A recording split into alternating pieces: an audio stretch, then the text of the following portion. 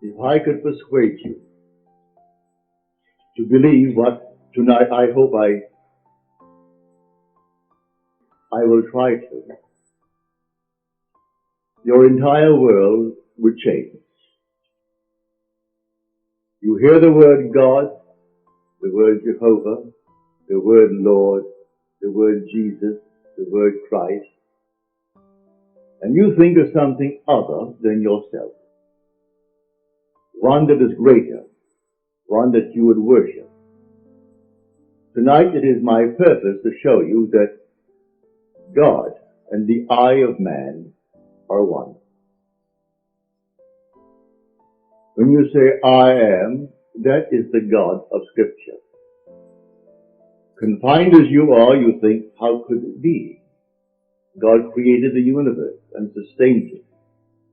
And here I am, like a little worm, 3 score and 10 years, and then I vanish. But now let us turn to Scripture. We turn now to the 16th chapter of Matthew. And the question is asked of the disciples, the followers, those who have heard him. And he said to them, who do men say that the Son of Man is? And they reply, well, some say John the Baptist, come again. Others, Elijah. Others, Jeremiah, or one of the prophets. And then he said to them, but who do you say that I am? And the spokesman called Peter answered and said, thou art the Christ, the Son of the living God. And he said to him, blessed art thou, Simon Bar-Jonah, for flesh and blood could not have told you this, but my Father who is in heaven. So here he equates the Son of Man with the eye of man, not the organ that sees or through which you see, but your sense of awareness, that I amness, when you are aware of being, your consciousness, your human imagination. So he equates the two. The Son of Man spoken of in the Old Testament and brought forward into the New is nothing more than the eye of man. And he calls it the Christ, and defines Christ as the Son, of God. Now we find Christ being defined in the New Testament as the power of God and the wisdom of God. So the eye of man is the power of God and the wisdom of God. If man does not know it, well, then he will not exercise that power. He will not exercise that wisdom. So tonight I am trying to persuade you that when you say I, before you say anything, that is the power and the wisdom of God. You can't separate the power of God and the wisdom of God from God. So you will say in the end, I and my Father are one, for he is called the Son of God. Now we are called upon to test this, if it be true. Can we test it? I hope you'll put it to the test. When I tell you that your own wonderful I amness is God, though prior to that you believe that you are little something, moving across the earth for a few years, 70 years, and then you will vanish, in the hope of some restoration, but a hope, no assurance. But now I'm going to tell you that you really are God. Your own wonderful consciousness, your human imagination, that is the God of Scripture. And there is no other God. Imprisoned as you are in these bodies of flesh, You did it for a purpose. Now let us see what it tells us about this Son of Man that is now equated with the I of man. No one has ever ascended into heaven but he who descended from heaven, the Son of Man. You'll read that in the 3rd chapter, the 13th verse of John. So here we find you are a pre-existent being. No one can ascend into heaven but he who descended from heaven, the Son of Man. Your ascension in the next verse, the 14th verse, is showing you how you ascend. As Moses lifted up the serpent in the wilderness, so must the Son of Man be lifted up. That's all imagery, and yet it is true.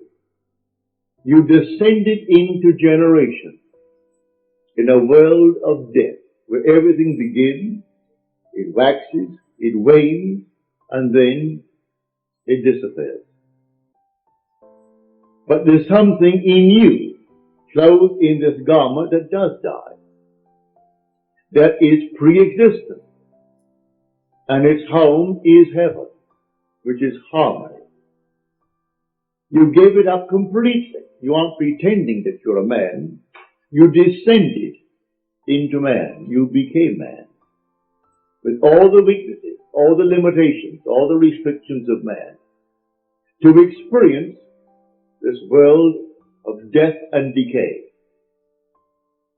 There will come a moment in time that you will ascend from this restriction, taking with you the experience that is yours because of this restriction. And you will ascend in the same manner that Moses lifted up the serpent in the wilderness. That was an adumbration. That was a foreshadowing. You will rise from the base of your spine, up your spine into your own skull, for heaven is within you. And you will rise like a fiery serpent, without any loss of identity. The form you wear, I hesitate to describe it. I will tell you that your face is human, your hands are human, your voice is human, but do not ask me to describe the body that you wear. It's infinite power, infinite wisdom, and yet it is a form. You are that fiery being that descended, not because of anything that was wrong when you descended. The fall is not because of any mistake on our part. It's a predetermined plan to come down into the world of death and decay and overcome it. If coming down, wearing these garments, we knew who we were, pretending that we were men, we could not accomplish it. Any more than an actor on the stage, pretending that he is Hamlet, can actually play that part. He has to actually assume it, but even then it is still with a little something in his mind. He knows he is the great actor who tonight will go home to his lovely home, and he'll take off the garment and hang it up once more, and tomorrow he'll replay the play. You don't do that in this play of God. You don't take off the garment. You wear it for your 10, and if by strength, your 4, or maybe even longer, or shorter. But the I of man is the God of Scripture. Put it to the test. Let me now, first of all, before we go into the testing of it, make clear what I said on the last lecture night, Friday night, prompted by a question that was asked here. For I had said in the previous lecture that there are ranks in heaven as they are on earth, for this is only a copy. Everything here is a shadow. It's a copy of the eternal realities. And in the 12th chapter of 1 Corinthians, Paul describes the 10, or the 8 ranks. He does it many times, but he never changes the first 2. The first is always the apostles. The second, the prophets. The third, the teachers, and then he goes on. Miracle workers, healers, helpers, administrators, and the speakers in tongues. But he never changes the first and second, the apostle and the prophet. You might think, because I told you I am sent, and the word sent means an apostle, that I am appropriating unto myself a certain first rank. But now, to put your heart at peace, I'm going to quote the 11th chapter of Romans. As of old, or there are always a remnant of old, and the remnant simply means the elect of God. You're not elected because you're born by accident into some ethnic group. Has nothing to do with that. A descendant of Abraham after the flesh is not necessarily the elect of God. You are chosen from any race, any nation, any religion. Well, how the choice is made, no one knows. It remains the Father's secret. But Paul qualifies it in this manner. There is a remnant to this day, called by grace. And if by grace, then it is not on the basis of works. Otherwise, grace would no longer be grace. Therefore, no one who is called and sent can brag. If he brags, he is not the sent. Because it's all by grace. He didn't earn it. It's not by merit. It is simply a secret known only to the Father. So when we are called, incorporated into the body of infinite love, who is God, and then sent, let no one who is sent raise a finger to brag, to boast, for it is all by grace. Read it in the 11th chapter, the 5th and 6th verses of Paul's letter to the Romans. So now I have stated that. So do not think for one moment when I tell you I have been called and sent that in any way I am trying to act superior. For there is no intrinsic superiority to those who are called. Now he uses an analogy which I do not think adequate, but you can read it in the book itself. He uses the analogy of the human form, that not all are head, eyes, nose, teeth, and so on. But that is a weak analogy. Nevertheless, he uses that to show you the different parts in one body. But now to come back to make this a very practical night. Believe me that when you say I, before you say I am John, I am Bill, I am this, I am that, I am the other, you are declaring yourself to be. And that sense of being is God. That's God. Now what are you going to put on it? All things are possible to God. All things. You could say now, as you're seated here, after first affirming that I am, you could then assume that I am, and you name exactly what you want to be. If you believe what I tell you about your own I amness, and remain faithful to what you have assumed, that assumption will harden into fact. When you pray in the true sense of the word, you do not pray to any external God. That was my command when I was sent down with the blue blood. Has nothing to do with the social structure of the world. It has only to do with church protocol, all external worship, all ceremonies, everything that leaves the individual outside of himself. To put a little cross on the wall, or the Morgan Derby, and then bow before it, and see it as something external, is not what Scripture teaches. Buried in the Old Testament, there is a pattern. So he said, taking the 12, we're going up to Jerusalem.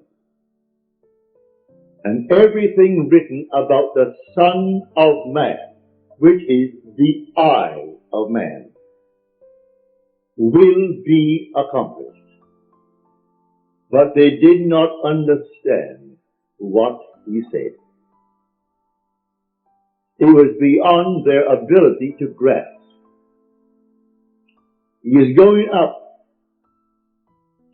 and only the one who has experienced Scripture, which means he has actually resurrected the pattern, playing the part that is the central part of Scripture. He resurrects the pattern, all within himself.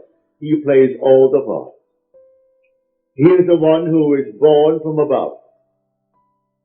He is the one who comes out of the grave, unassisted. He is the one whose 3 witnesses bear witness to his birth from above. He is the one they cannot see because he is now spirit, yet more real than all the flesh in the world. He is the one who actually sees his son, David, and David calls him father, and he knows he is David's father. And David knows that he is his son. He is the one whose temple, the body, is split in 2 from top to bottom. It is he now who ascends like a fiery serpent from the base of the spine up into the skull. He is the one on whom the dove descends and lights upon his hand like Noah in the ark. And as Noah brought the dove into him, you bring the dove to you, for man is the ark of God. And as the ark contains all things within itself, pardon me, man contains within itself all things. Everything he creates from within himself. And this pattern, the individual awakens within himself. And who does it? The eye of man. And that is God. Now tonight you can test it, as you're called upon to test it. Test yourselves and see. Do you not realize that Jesus Christ is in you? Unless, of course, you fail to meet the test. Examine yourselves to see whether you are holding to the faith. What faith? Have someone tell me that I am a Christian, or I am a Jew, or a Mohammedan, and holding to that faith that they talk about? No. The faith that I'm talking about tonight. That your own wonderful I amness is God. Test it to see if you're holding to that faith. If you're holding to that faith, and all things are possible to God, you should be able to prove it in the testing. She's not here tonight. She promised she would write me a letter, having told me the story on Friday. But I know she finds it difficult to express herself in writing. She can paint and paint and paint and do all kinds of lovely things in painting, drawing. And when I say to her, please write it that I may tell it to my audience before I close, but I have no future plans after I close on the 29th. So I would like to share your experience with them, to encourage everyone in this world to do what you did. Well, the letter didn't come. I can see her struggling over one page and rubbing out a line because she didn't spell the word correctly, and going over the next one. But she can take a piece of canvas, a piece of paper, and do miracles with it. But because she is restricted in writing a letter, she didn't send the letter. But the essence is this. She is now a divorced girl with a little boy. Handsome little fellow.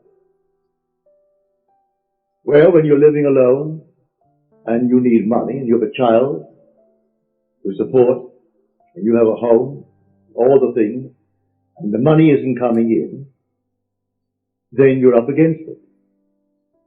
So she said, I blew my top, as you're told in the Psalms to do. Pardon me. She said, then I applied this principle. And I assumed that I had exactly what I need plus and plus. Then I got a call from First National City Bank of New York City. Now that is the second largest bank in our country. Bank of America comes first, they are second, and Chase Manhattan is third. Given me an order. She has no agent. This is an unsolicited statement. An order for $5,000, which she can execute and deliver within a month. Well, the First National City Bank of New York is not going to be hard-pressed to pay her immediately $5,000. If she called them and told them to pay it in advance, they would willingly pay in advance. And she said, I can execute that order in 1 month. But I want the details. I had hoped she would send me, as she promised last Friday, but knowing her restriction concerning the use of words. She can use the brush, and use the pen, and use the pencil, but she's limited in the use of words. Eventually, she will send it, but I had hoped to have it by tonight. So I could give you exactly what she did. But this is what I do. Having convinced myself through experience, I have come to the conclusion that because I am aware that I am, that is God. For if by him all things are made, and without him is not anything made that is made, and I start from scratch, only imagining a state, and then I boldly assume that it is real, that I am actually experiencing that state now. And then in the not distant future, that state crystallizes in my world. Well, then I have found God. I have found the source of the phenomena of life.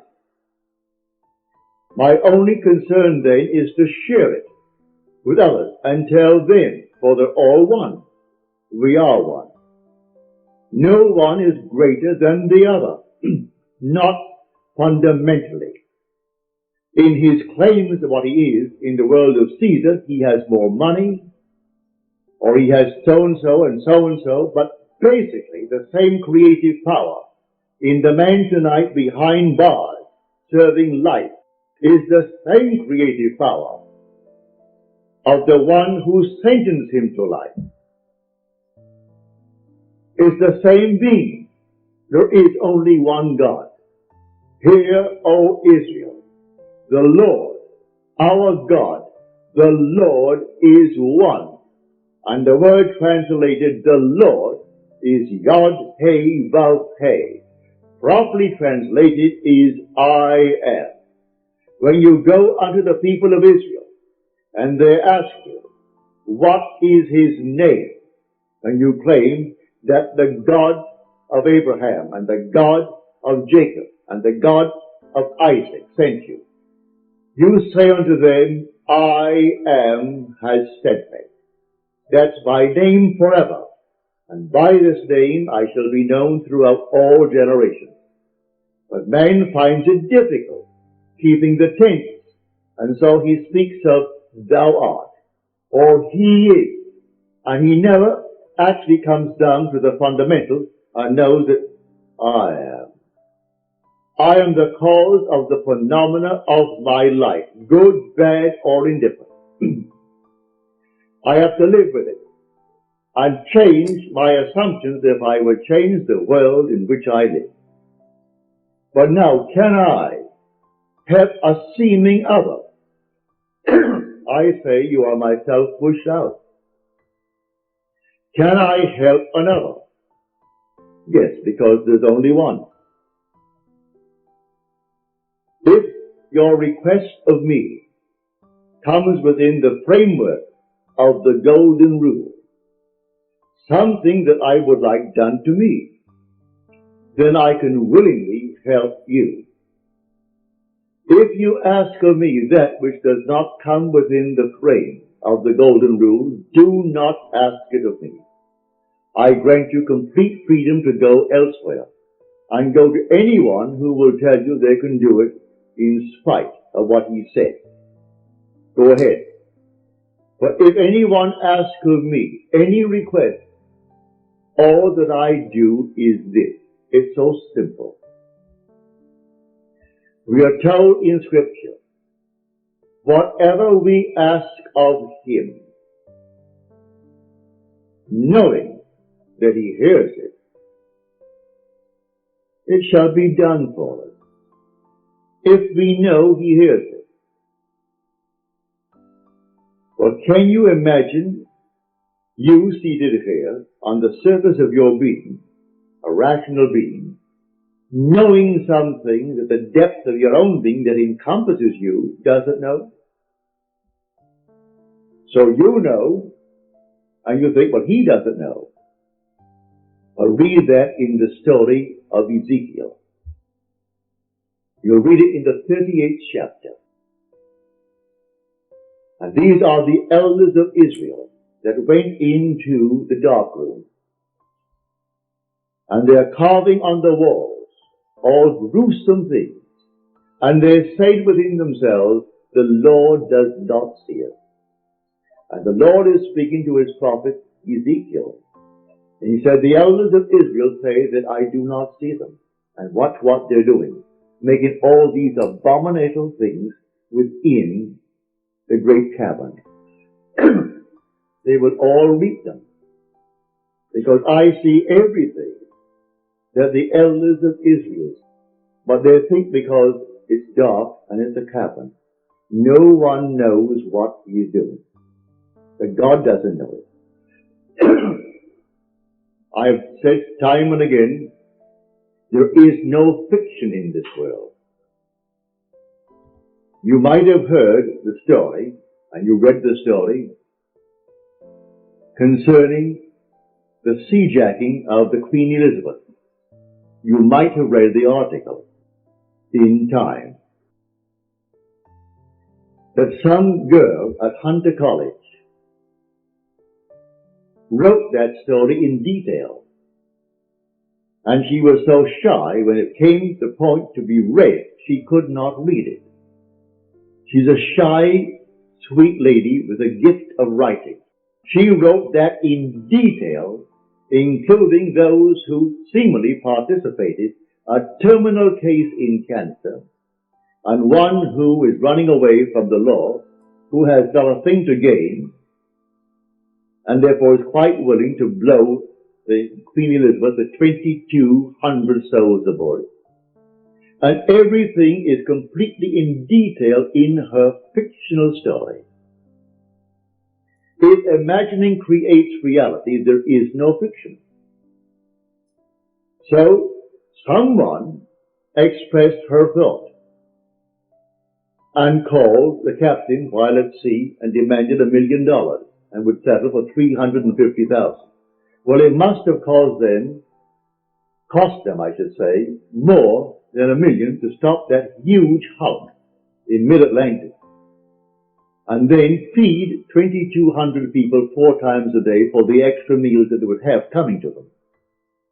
Plus all the things that you put it all together, it would cost more than $1 million.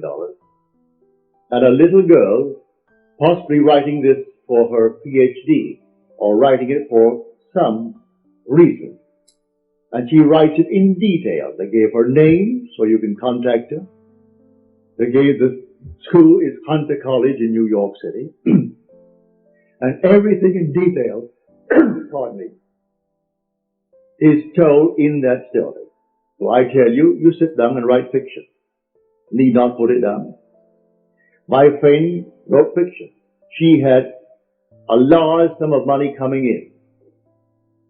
And she went to town within herself. And she wrote in herself.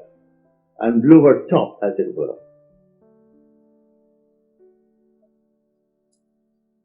Thank you, Daddy. Thank you. Didn't drink enough tonight.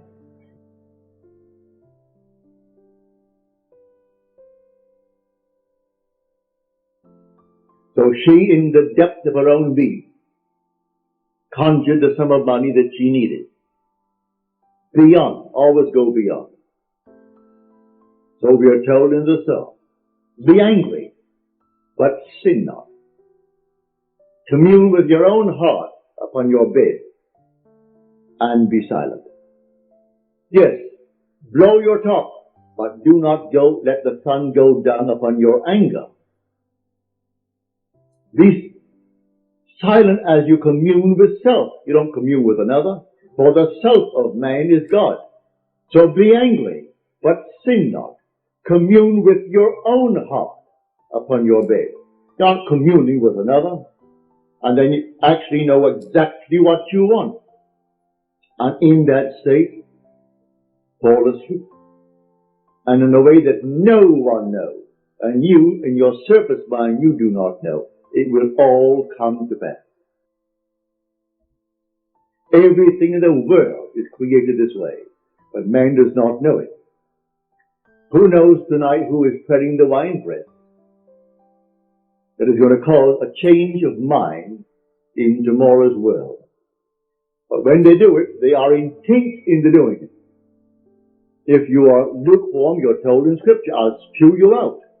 Would that you're either hot or cold. But because that you are lukewarm, I will spew you out. You can't do anything if you're lukewarm. You must be intense about it. You want to be rich? All right, can be rich. You want to be known? You can be known. No matter what you want, but you must be intense about it. And then commune with your own heart upon your bed, and then let it drop. You'll read that in the 4th Psalm, the Psalm of David. So I say to everyone here, believe me, your own wonderful I amness, your consciousness, your wonderful human imagination, that is God.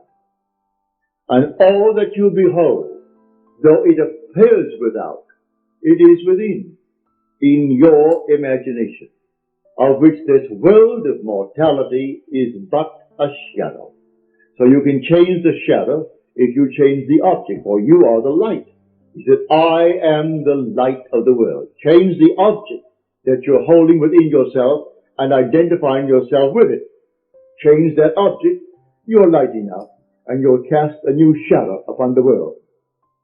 So you say, I am, and you name it. And then you say, I am unemployed. No, I am gainfully employed. Making more than I've ever made before. Don't ask yourself how, why, and through whom. That is not your conscious reasoning mind's concern. If you take the intellectual background, the educational background of those who are making top money in the theatrical world, I doubt that they could pass any college examination. I don't think they could pass any entrance examination to college. Yet they're making $1 million, $2 $2 million a year. Do you think Bob Hope could pass today's examination for entrance into college? Well, all of his material is written for him anyway. Can't even write that. But he has millions, all right, because that's how he's bred. May I tell you? I know the background of the man. A friend of mine who is now gone from this world played in vaudeville with him. And he would borrow from my friend every week a sum of money because he had to go to that post office and buy a postal money order and send to his bank. He borrowed money that was interest-free because he was sending in money that was not interest-free. He had to send a certain sum of money every week, and he would send it into his account and borrow from my friend Harry Webb, who had a band, and they played together.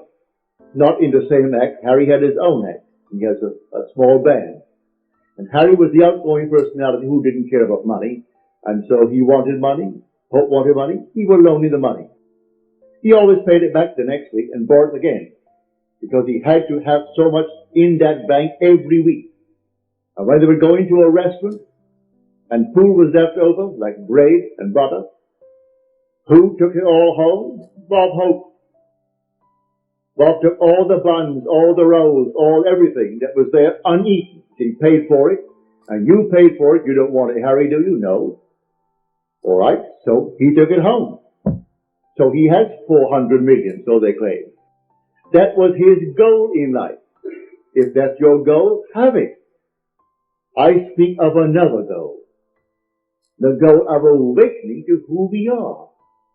When man awakens from this dream, the whole vast world and all that it contains is as nothing to the being that you are. You came down from heaven, where the whole is yours. As you're told in the 50th Psalm, if I were hungry, I wouldn't tell you, for the world is mine, and all within it. The cattle on 1,000 hills are mine. So why should I tell anyone of my need when it's all mine anyway? I will slay and eat. When you awaken, you don't ask anyone if you awaken from this dream of life. But while you're in it, all right, we're one. This little hand of mine, if it begins to itch here now, it's easier for me to take this hand that is not attached to this and scratch it, and to try to bend this thing out of shape to scratch the back of it. I could rub it here, but why not? This is easier. And take a part of my own being to ease the itch. We're all one pushed out. So you can do it. Ask anyone that you trust. May I tell you, if he knows how to pray, he isn't going to burst any blood vessel. He isn't going to get down on his knees and pray to any external God if he knows how to pray. He isn't going to beg of anyone in this world. What he will do, he will simply represent you to himself as one telling him that you have what you asked of him. And when he is satisfied that you told him that you have it, don't ask the second time for the same thing, because he is not going to listen to you. He heard it, he is still hearing it, and he will continue to hear it until that which he has heard is perfectly externalized. So don't think you need several treatments. That's a lot of nonsense. Treatments for what? It either is or it isn't. So when they start getting you on the hook and say, no, I think you'll need more treatment. You need more treatment. She or he or the crowd, they do not know what they are doing. When you pray, go within and close the door of the senses. Deny all that seems so obvious. And your Father who is within will reward you openly. But commune with self, for you and the Father are one. So you commune with self. And what does he tell you? Exactly what was asked of you. He heard it, and he has all the ways and means that you on the surface of your being know not of. He will do it. You can ask anything of one if it comes within the framework of his code of ethics. Don't ask anyone who knows how to pray something that does not come within his golden rule. Do unto others as you would have them do unto you. Just as simple as that. And most of the requests would come within that rule. And so you simply hear it. And then you drop it completely. And in the depth of your own being, you're still hearing it. And the Father knows all means, all ways. And so he singles out the best way to externalize it. Here in New York City, many years ago, this lady, a lady of considerable means, she left her home in New York City and went off to Paris with her 2 children, leaving her home and her maid. Before she returned, the maid took all of her furniture and took it away. When she returned, the apartment was there. Rent was paid every month. But there was no furniture, not a thing in it. She employed a private agency, told the police department, told all the authorities in New York City, and plus her private agency. At the end of a few months, they did not turn up one thing concerning that stolen property. She came to see me. I said, all right, you're seated there and I'm seated here in my apartment, aren't we? Now, you are not seated in my apartment. You are seated right now. Close your eyes. You're seated in your own apartment. And you had a grand piano? She said, no, I had a piano, but it wasn't a concert grand. It was grand, but not a concert grand. And on it, I had my pictures of my 2 children. And I had pictures of the wall. She told me what they were. And the furniture, I said, all right, refurnish that place as you left it. You have a memory. She did. Now, when I stopped talking, it's because you have refurnished that place to me. Now you're going to go in and you aren't going to see your apartment from my apartment. You're in your apartment. And you can feel your chair and get off your chair and feel the piano and see the children, the pictures of the children. And that's what you're going to do. She agreed she would do it. And then we simply broke the spell. What did it take? 2 minutes? 3 minutes? That week, she went to her bank on Madison Avenue. As she was coming out of the bank, she had a past history of a little mental state where she was put away for a while because she needed psychiatric treatment. And the bars on this window reminded her of her past history and therefore addled her for a while. So she came onto Madison Avenue and turned south instead of turning north, where she should have. When she discovered her mistake, she was at the end of the block. When she got there and discovered her mistake, she looked down, and 2 very familiar ankles were standing right before her. She came up to the face, that's her maid. And the maid spotted it and started to scream. She went over to the maid and grabbed her before the light changed and hailed the oncoming taxi and said, you're taking me right now. And the maid, who could have killed her, she was so big and strong, was so reduced to impotency because of the discovery. And the maid took her to the place where she had stored that furniture. She said, I'm not bringing action against you. I want my furniture. And she got it back into her own apartment within the week. A seeming mistake was the way the Father laid her. All I ask is to go to the end. If I go to the end and give thanks to the end, and for the end, it's done. Now let the one in the depths of my own being devise the best means to take me to that end. The end is where I start. The end is my beginning. And that is a story that I know from personal experience.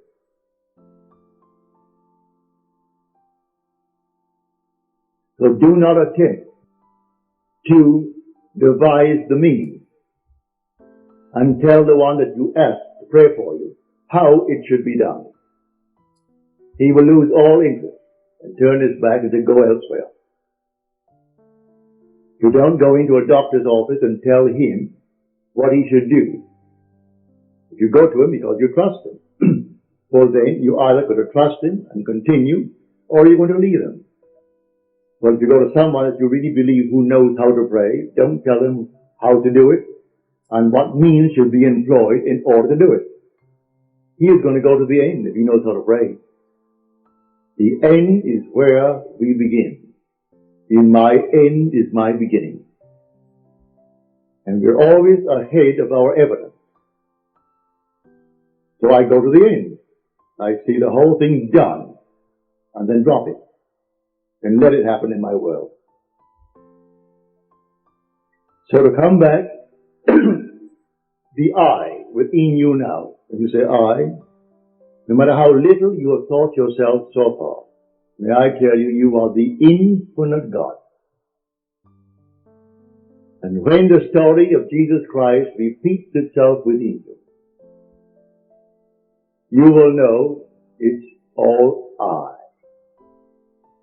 No one called Jesus is going to appear. He is not going to push any stone away from you when you come out of that tomb. And then you'll know the words of John.